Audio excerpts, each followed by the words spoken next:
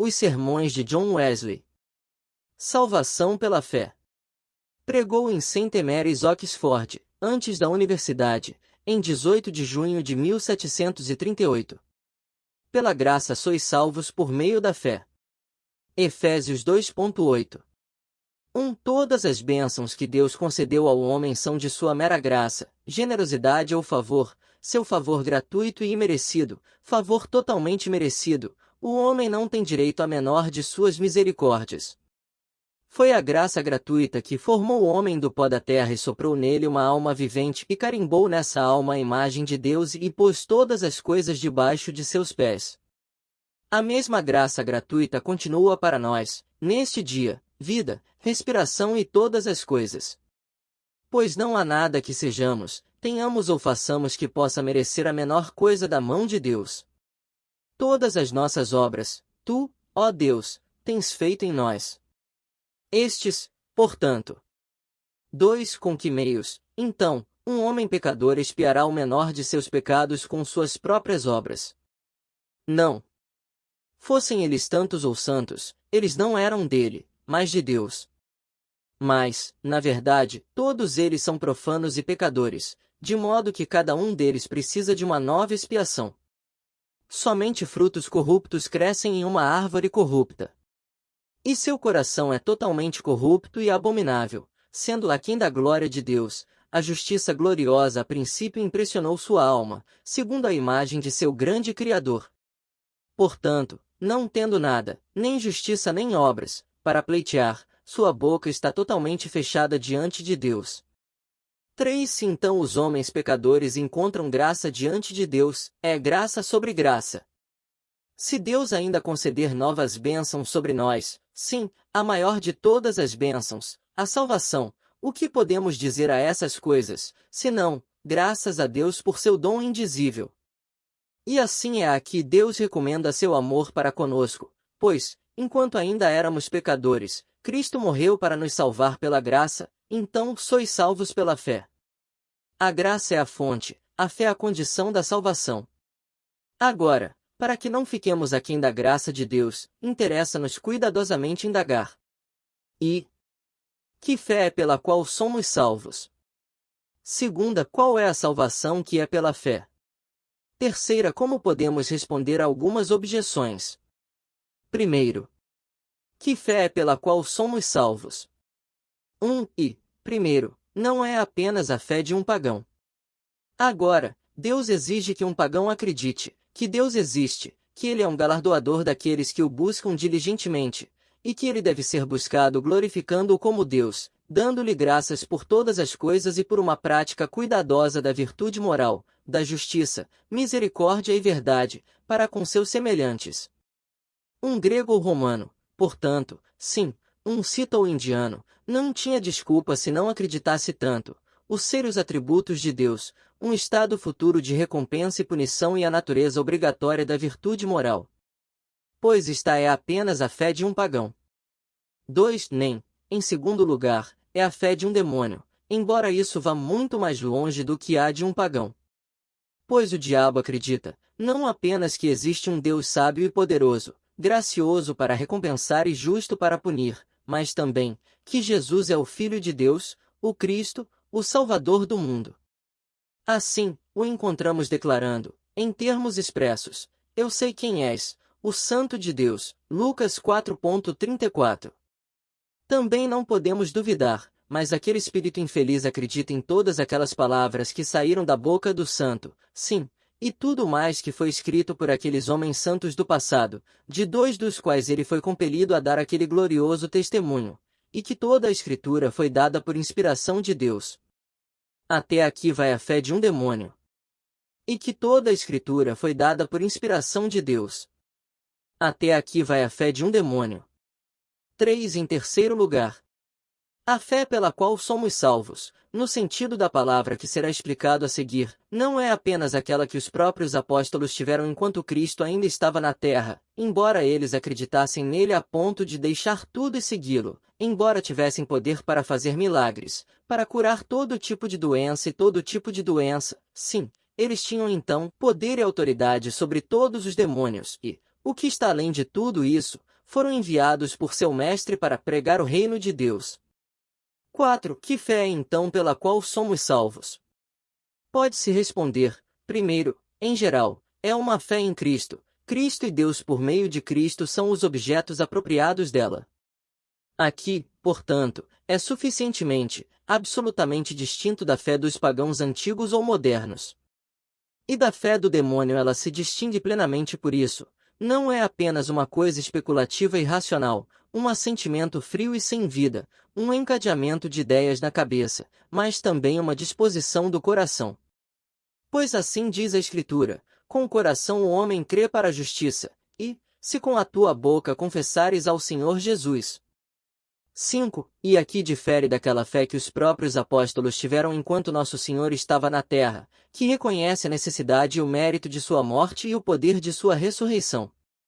Reconhece sua morte como o único meio suficiente de redimir o homem da morte eterna, e sua ressurreição como a restauração de todos nós à vida e à imortalidade, na medida em que ele foi entregue por nossos pecados e ressuscitou para nossa justificação. A fé cristã é, então, não apenas um consentimento para todo o Evangelho de Cristo, mas também uma confiança total no sangue de Cristo, uma confiança nos méritos de sua vida, morte e ressurreição, uma recumbência sobre ele como nossa expiação e nossa vida, como dada por nós e vivendo em nós, e, em consequência disso, um fechamento com ele e apego a ele, como nossa sabedoria, justiça, santificação e redenção ou, em uma palavra, nossa salvação. Segundo, qual é a salvação, que é por meio desta fé, é a segunda coisa a ser considerada. Primeiro, seja o que for que isso implique, é uma salvação presente. É algo alcançável, sim, realmente alcançado, na terra, por aqueles que são participantes desta fé. Pois assim diz o apóstolo aos crentes em Éfeso, e neles aos crentes de todas as épocas, não sereis, embora isso também seja verdade, mas vocês são salvos pela fé. 2. Vocês são salvos, para incluir tudo em uma palavra, do pecado. Esta é a salvação que é pela fé. Esta é a grande salvação predita pelo anjo, antes que Deus trouxesse seu primogênito ao mundo, tu lhe porás o nome de Jesus, porque ele salvará o seu povo dos seus pecados. E nem aqui, nem em outras partes dos escritos sagrados, há qualquer limitação ou restrição.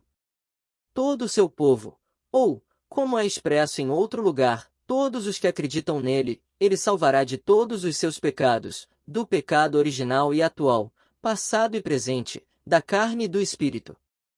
Pela fé que nele há. 3. Primeiro, da culpa de todos os pecados passados, pois, considerando que todo o mundo é culpado diante de Deus, de modo que ele deveria ser extremo para marcar o que é feito errado, não há ninguém que possa suportar isso, e considerando que pela lei é apenas o conhecimento do pecado, mas nenhuma libertação dele, de modo que, pelo cumprimento das obras da lei, nenhuma carne pode ser justificada aos seus olhos. Agora, a justiça de Deus, que é pela fé em Jesus Cristo, é manifestada a todo aquele que crê.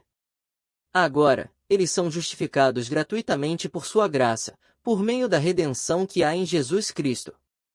4. E sendo salvos da culpa, eles são salvos do medo. Na verdade, não por um medo filial de ofender, mas de todo o medo servil, daquele medo que tem tormento, do medo da punição, por medo da ira de Deus, a quem agora não consideram mais um mestre severo, mas um pai indulgente. Eles não receberam novamente o espírito de escravidão, mas o espírito de adoção, pelo qual clamam, Abba, Pai. O mesmo espírito também testifica com seus espíritos que eles são filhos de Deus. Eles também são salvos do medo, embora não da possibilidade, de se afastarem da graça de Deus, e ficando aquém das grandes e preciosas promessas. Assim, eles têm paz com Deus por meio de nosso Senhor Jesus Cristo. Eles se regozijam na esperança da glória de Deus. E o amor de Deus é derramado em seus corações, pelo Espírito Santo, que lhes foi dado. E por meio disso eles são persuadidos, embora talvez não em todos os momentos, nem com a mesma plenitude de persuasão, que nem morte, nem vida, nem coisas presentes, nem coisas por vir, nem altura, nem profundidade, nem qualquer outra criatura, poderá separá-los do amor de Deus, que está em Cristo Jesus, nosso Senhor. Paz com Deus, por nosso Senhor Jesus Cristo. Eles se regozijam na esperança da glória de Deus. E o amor de Deus é derramado em seus corações, pelo Espírito Santo, que lhes foi dado. E por meio disso eles são persuadidos, embora talvez não sempre, nem com a mesma plenitude de persuasão, que nem a morte, nem a vida, nem o presente, nem o futuro, nem a altura, nem a profundidade, nem qualquer outra criatura poderá separá-los do amor de Deus, que está em Cristo Jesus, nosso Senhor. Paz com Deus, por nosso Senhor Jesus Cristo. Eles se regozijam na esperança da glória de Deus. E o amor de Deus é derramado em seus corações, pelo Espírito Santo, que lhes foi dado. E por meio disso eles são persuadidos, embora talvez não sempre, nem com a mesma plenitude de persuasão, que nem a morte, nem a vida, nem o presente, nem o futuro, nem a altura, nem a profundidade, nem qualquer outra criatura poderá separá-los do amor de Deus, que está em Cristo Jesus, nosso Senhor. 5. Novamente, por meio dessa fé eles são salvos do poder do pecado, bem como da culpa dele. Assim, o apóstolo declara: sabeis que ele se manifestou para tirar os nossos pecados, e nele não há pecado. Novamente, filhinhos, ninguém vos engane. Quem comete pecado é do diabo. Todo aquele que crê é nascido de Deus. E todo aquele que é nascido de Deus não comete pecado, porque a sua semente permanece nele, e ele não pode pecar, porque ele é nascido de Deus. Mais uma vez, sabemos que todo aquele que é nascido de Deus não peça, mas o que de Deus nasceu guarda-se. 6. Aquele que é, pela fé, nascido de Deus não peça, 1. Por qualquer pecado habitual, pois todo pecado habitual é o pecado reinando, mas o pecado não pode reinar em quem crê. Nem, 2. Por qualquer pecado voluntário, pois sua vontade, enquanto ele permanece na fé, é totalmente contra todo pecado e o abomina como veneno mortal. Nem, 3. Por qualquer desejo pecaminoso, pois ele deseja continuamente a santa e perfeita vontade de Deus. E qualquer tendência a um desejo profano, ele pela graça de Deus, sufoca no nascimento. Nem, 4.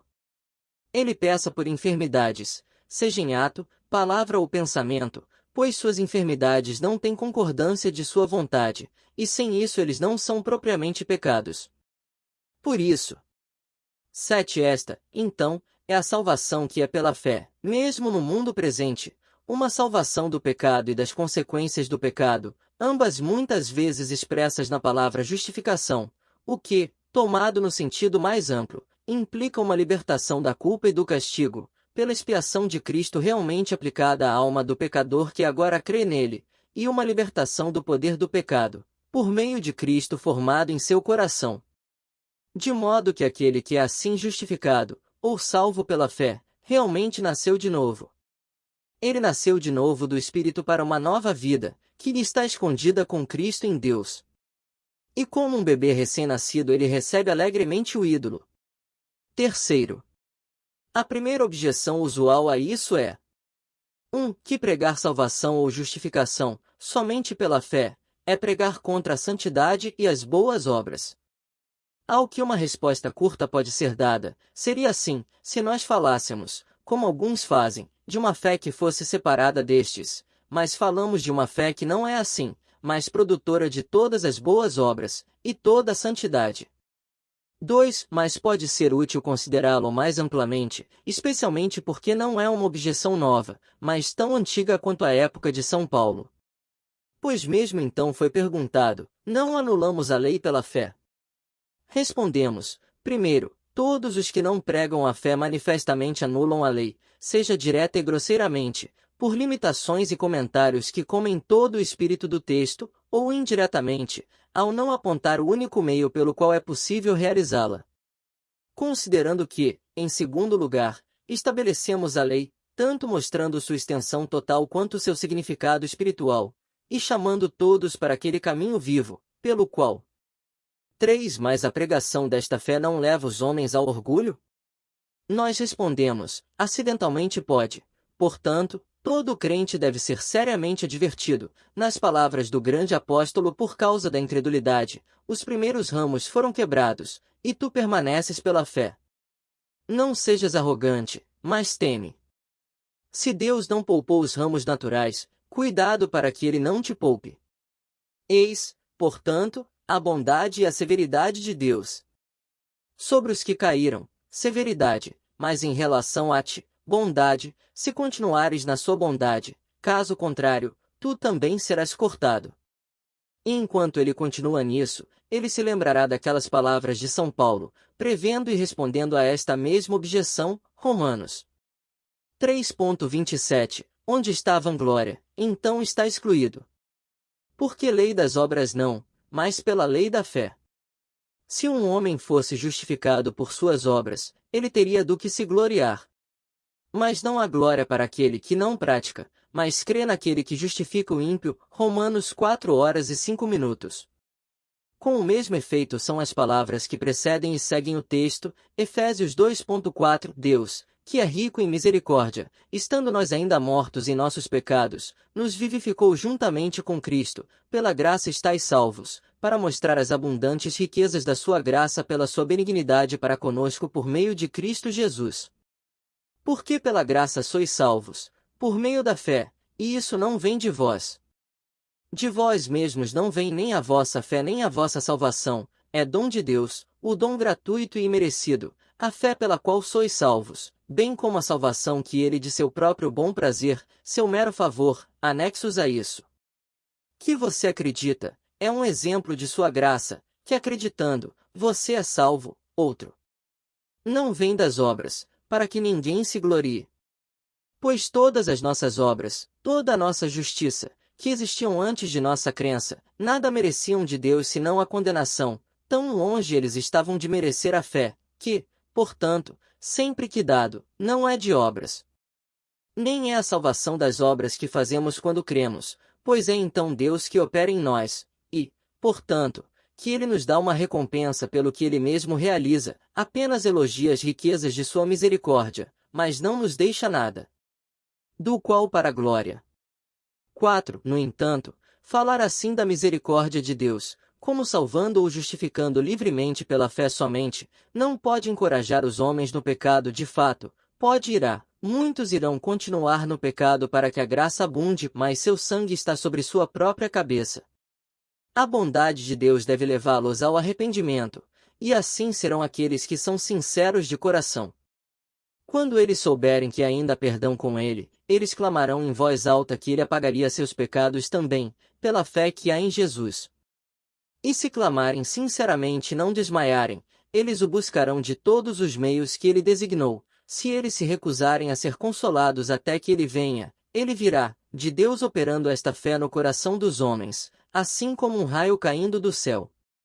Assim, na mesma hora em que Paulo e Silas começaram a pregar, o carcereiro se arrependeu, creu e foi batizado, como foram 3.000, por São Pedro, no dia de Pentecostes, que todos se arrependeram e creram em sua primeira pregação.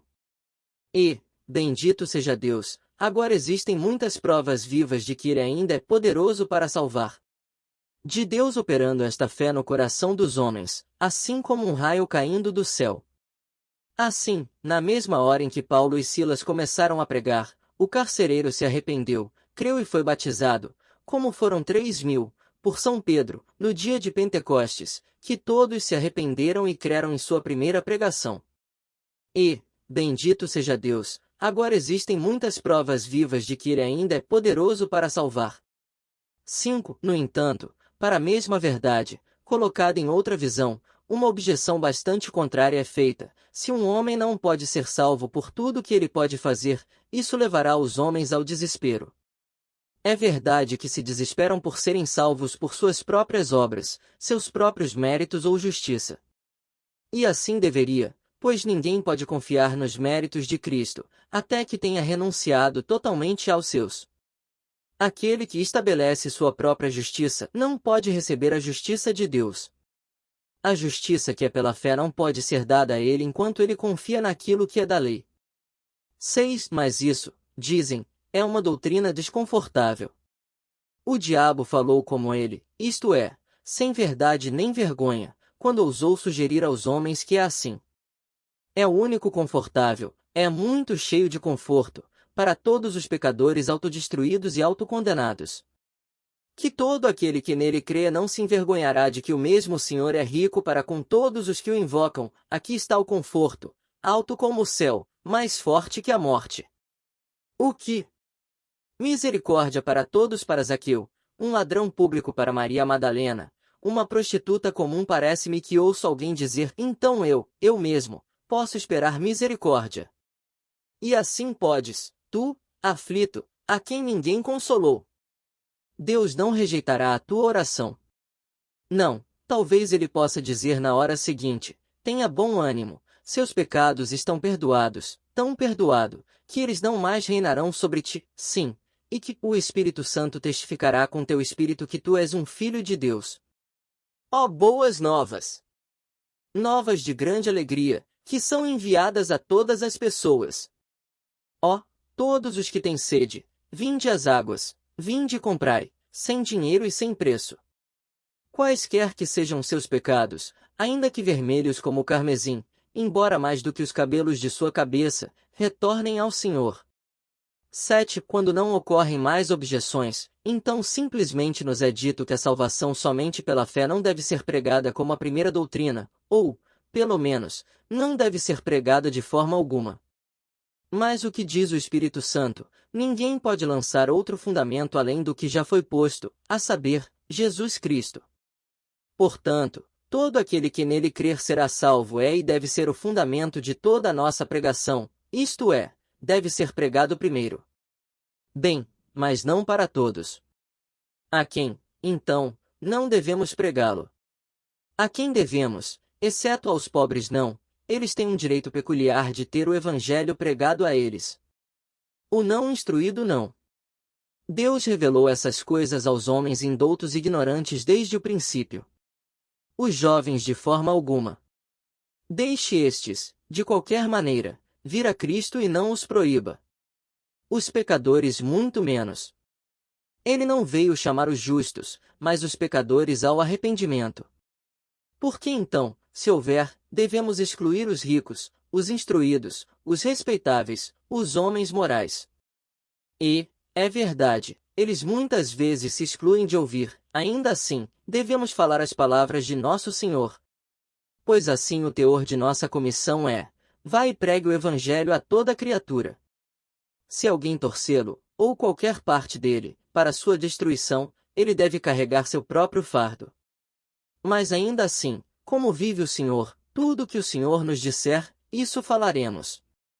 8. Neste momento, mais especificamente, falaremos que pela graça sois salvos por meio da fé, porque nunca a manutenção dessa doutrina foi mais oportuna do que é neste dia. Nada além disso pode efetivamente impedir o aumento da ilusão romanista entre nós. É infindável atacar, um a um, todos os erros dessa igreja. Mas a salvação pela fé atinge a raiz, e todos caem de uma vez onde isso é estabelecido. Foi essa doutrina, que nossa igreja justamente chama de forte rocha e fundamento da religião cristã, que primeiro expulsou o papado desses reinos, e é só isso que pode mantê-lo fora. Nada além disso pode impedir a imoralidade que espalhou a terra como uma inundação. Você pode esvaziar o grande abismo, gota a gota? Então você pode nos reformar dissuadindo-nos de vícios particulares. Mas que a justiça que é de Deus pela fé seja trazida, e assim suas ondas orgulhosas serão detidas. Nada além disso pode parar a boca daqueles que se gloriam em sua vergonha e abertamente negam o Senhor que os resgatou.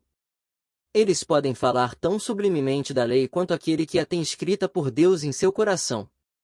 Ouvi-los falar sobre este assunto pode levar alguém a pensar que eles não estavam longe do reino de Deus, mas tira-os da lei para o Evangelho.